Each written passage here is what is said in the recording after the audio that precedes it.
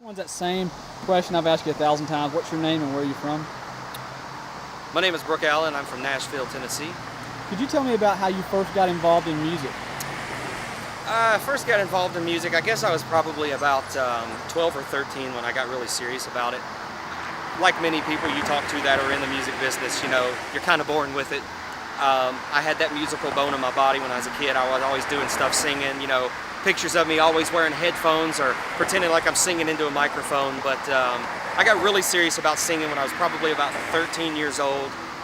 My dad was a musician back in the 60s and did a lot of rock and roll and transitioned into country music in the late 70s. So I just kind of grew up in a musical family, and I kind of got started pretty early, so a lot of influence. Did you have bands throughout like high school and all? I started my band, BAM, in '96, and we came down here and played Elvis Week for the first time in 1998. All right. Could you tell me about how you first became an Elvis fan? Well, it's a long story. I'll try to shorten it for this. Growing up, there was a guy that was around my house a lot, and I knew him by the name Orion. His name was Jimmy Ellis, and there's a huge backstory on Orion as far as, you know, his history, where he come from, and a lot of secrets and lots of things about folks thinking he used to be Elvis or he was Elvis's brother that no one ever knew about, and some of those things are actually not disproven. But my dad was his booking agent when I grew up as a kid, so it was pretty common for me to have Orion, as we knew him, come by the house and sit down and talk about his next shows or his next tour or whatever was going on, and he'd be sitting at the table talking to my dad. And he was part of Sun Records, and Orion, of course, was this Elvis guy. So my first introduction to Elvis was actually Orion. I knew about Orion before I knew about Elvis. So growing up, it was kind of, Orion introduced me into Elvis. It was kind of just a weird thing. So, and it came full circle. Before Orion before he was killed in '98, I believe, kind of came full circle, and Orion asked me to come to his home down in Selma, Alabama, and perform an Elvis show at his New Year's Eve party. So it was kind of came full circle. It was pretty cool, but that is exactly what got me into Elvis Presley. I would have never guessed that. He was killed in like a pawn shop or something, I think. Could you tell me, you do songs like Blues Pain and all, so I'm guessing you must be a big blues fan. Can you tell me about your musical influences? Absolutely. My first influence was my dad, obviously, and the first recordings that I heard of my dad's were not the country stuff he did, but his earlier stuff, his rock and roll, 50s and 60s things he used to do out in California when he was a teenager. That kind of started the whole thing. So my first influence was my father. Thereafter, just so many different influences, but the blues really struck me and really hit home with me probably about 8 or 9 years ago. As I transitioned out of doing the Elvis stuff and wanted to be more than just, looked at or recognized as more than just an ETA, because I respected that, which I do still respect that, but I didn't want that to just be the limit to what I did. So we kind of developed an original side to our band. We started writing our own music. The song you mentioned, Blues Pain, that's one of the original songs I wrote with the band. And back home in Nashville, we're playing 2 or 3 times a month on a regular basis all year long. We're playing all over Nashville. We always input 8 to 10 Elvis songs in every show we play, because Elvis is the reason we originally started our band. But blues has become a big part of what we do, and I've actually even transitioned into performing with a second band that I'm just strictly the lead singer for, and it's an all blues trio, and they do nothing but all Texas and Memphis style blues. Awesome. Could you tell me what the songwriting process is for you? Is it something like you're going, okay, I got 9 songs on the 10th, or is it just something hits you? You know, the funny thing about songwriting, man, and for me, I consider myself to be an amateur songwriter, and when I say that, I don't mean amateur with the material that I create. I feel very strongly about the material I have, but I've got some friends. I've got a friend that has a writing deal in Nashville, and this guy is a machine, man. He's just like a slot machine. It's like lyrics all day long. This guy, he doesn't even have to work for it. For me, it's a process. I do have to work for it. I need an influence. I need an inspiration, something to help me to write that. Otherwise, I just feel like I've just written another song. It doesn't feel special to me. So, and it's funny you asked that question because I just sat down with a couple of the members in my band 2 weeks ago, and we sat down, and it was just one of those moments where, as musicians, it felt right, and we were like, man, we've got to write something today. And we wrote a song that I wish we had it prepared to perform it tonight, but we wrote a song that I'm above and beyond proud of, and I can't wait for us to get in the studio and cut it in a couple months. That's awesome. I've been covering your shows or shooting your shows since 2001. Yeah. And there's been one constant besides you, and that's Kevin. Can you tell me how you guys hooked up? Kevin, man, he's my brother. He's my brother, although he's not my brother. Kevin, here's the backstory to BAM. We started the band back when I was in high school. Jason, our drummer, was the original drummer of the band. Jason and I went to Kevin, which is his big brother, and we said, we need a guitar player, man. So we got a guitar player. Then we just had to find somebody that could make noise on a bass so we could try to actually do our first show and learn all these Elvis tunes. And we were all kids. Kevin obviously was a little older than the rest of us, so he had played in some bands. So Kevin helped us really kind of hit the ground running, so to speak, when we first started off. But Kevin's been there from the very start, and like you say, he's been a constant in the band. Kevin and I have played together every single year that this band has been in existence. Kevin and I have been right there side by side on stage, or right there side by side writing songs or working in the studio. There have been some comers and goers in the band, of course, as naturally happens in any band. Jason has always been the heart and soul of the backbone, the backbeat of the band. When Jason had to go away for a while for some just for some different reasons, and we brought in a fill-in drummer, we still felt great as a band, but we always felt like we were missing something. We were missing, and for Kevin it was family, literally his brother. For me it felt like family, because Jason is my best friend and always has been, always will be, and Kevin's right there with him. These guys are more family to me than they are friends. But that's kind of the story.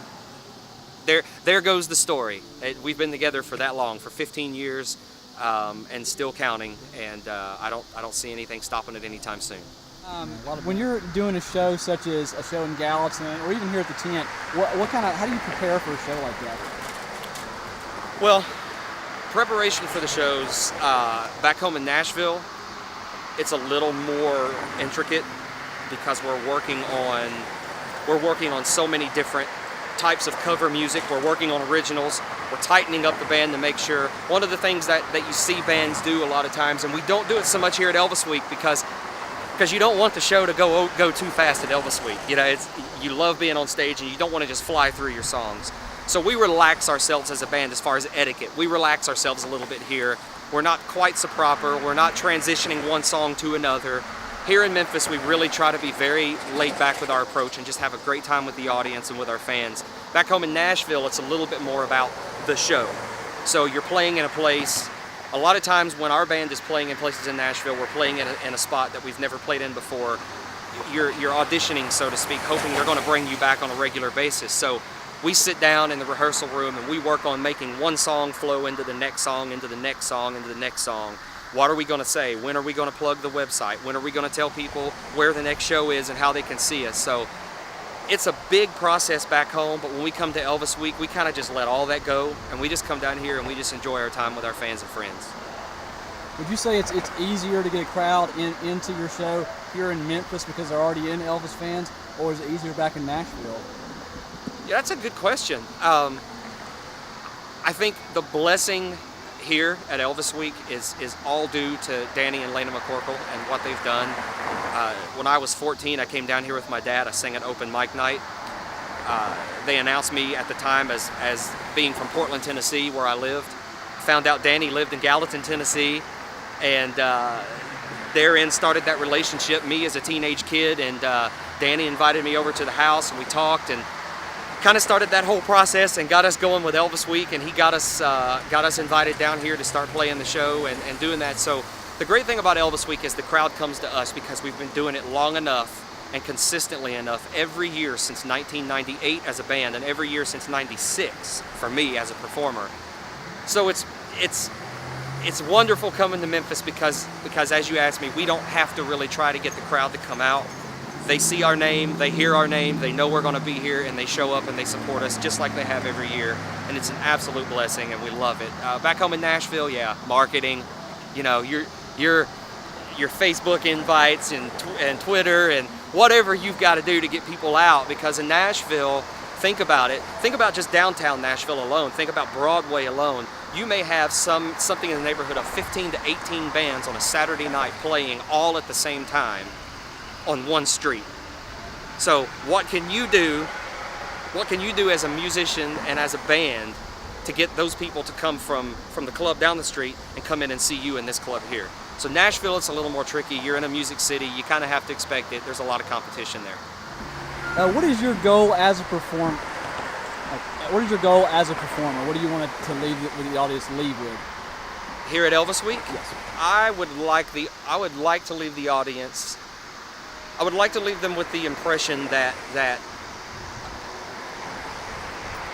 there's a broad spectrum to what a person can be called, whether it be a tribute artist, ETA, impersonator, or just what I consider myself, which is to be an absolute lover of Elvis music, of the man, what he stood for, what he accomplished, in really relatively a short amount of time. If you honestly break it down, what Elvis did in such a short amount of time, he left the music world with so much.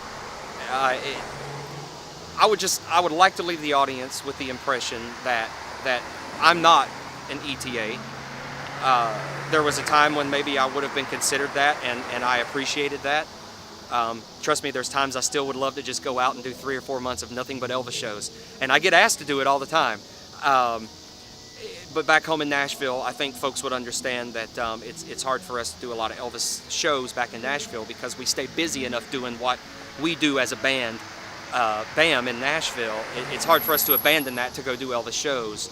But that being said, I just want the audience to remember why it is we come down here every year, why we do these shows, that we get together within a couple weeks of Elvis Week, and we abandon all the other music we play all during the year, and we focus directly on Elvis Week, and we sit down in the room together as musicians and friends, and we laugh, and we talk about songs we've done in the past at Elvis Week, or we remember certain things fans did, or funny things they did, and we sit down and we get really excited about putting an Elvis show together. So I want everyone to know that when we leave the stage every year at Elvis Week from Memphis, Tennessee, that we have come down and given you a show that we worked really, really hard to entertain you and to make you happy, because we have to go back to Nashville and let all that go, and we go back to doing what we do on a regular basis in our normal careers at jobs, and then back to our weekend music grind in Nashville, competing with all the other bands.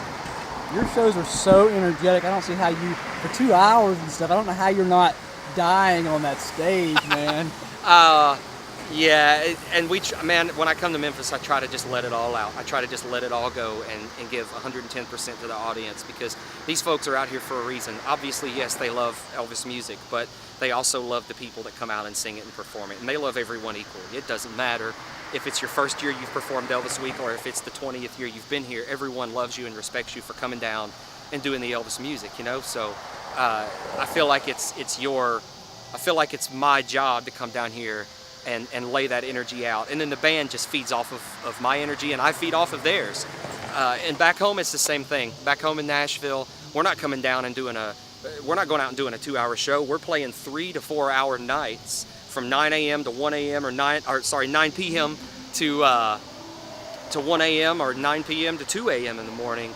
And we're playing 4 hours. We're getting 2 10-minute breaks in a night, and it's energy all night long. And then we played a show a while back, and we had a really big packed house for about the first hour and a half.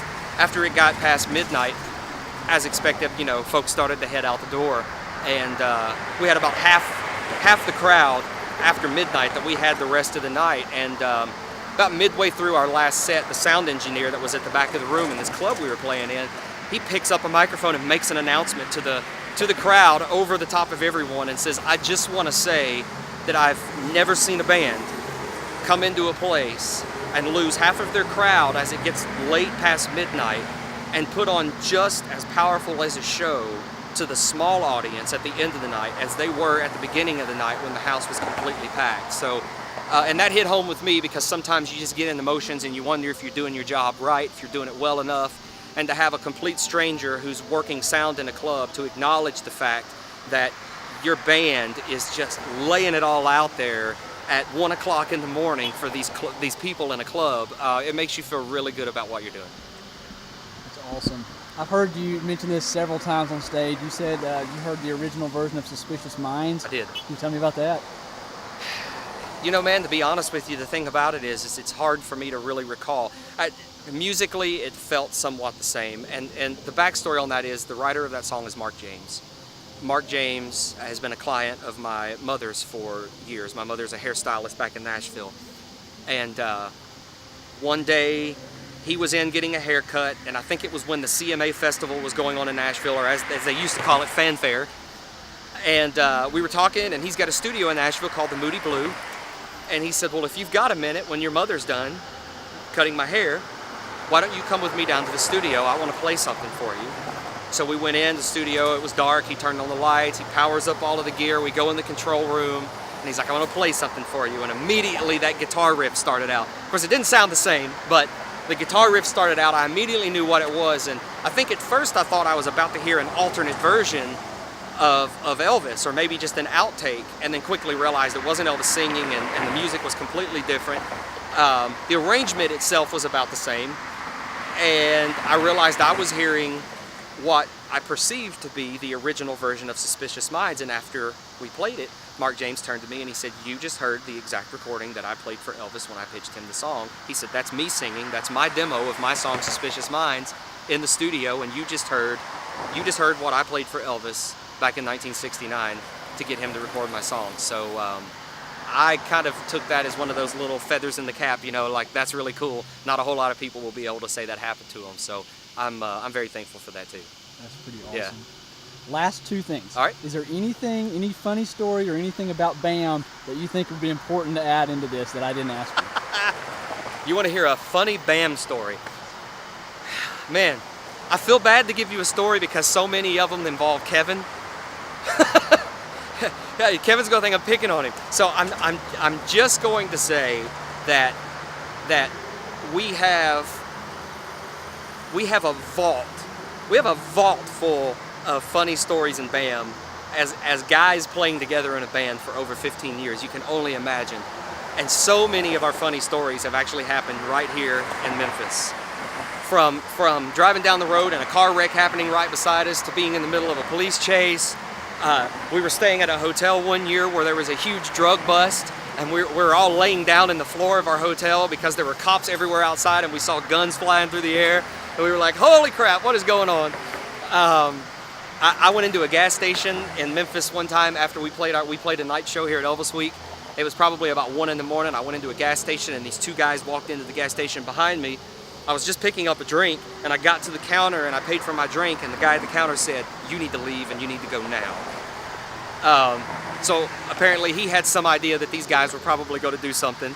That sounds frightening, but actually it was funny. I mean, these are all funny stories because nothing bad happened in the end. But Kevin's had a few unfortunate accidents. There was a year where Kevin's head got shaved accidentally, completely bald. You could ask Kevin, maybe he'll explain that one to you. Yeah, I'm going to stop there. Lots of funny stories. Last thing, would you say, hi, my name is Brooke Allen, and welcome to Elvis Week 2013. Hello, my name is Brooke Allen, and welcome to Elvis Week 2013.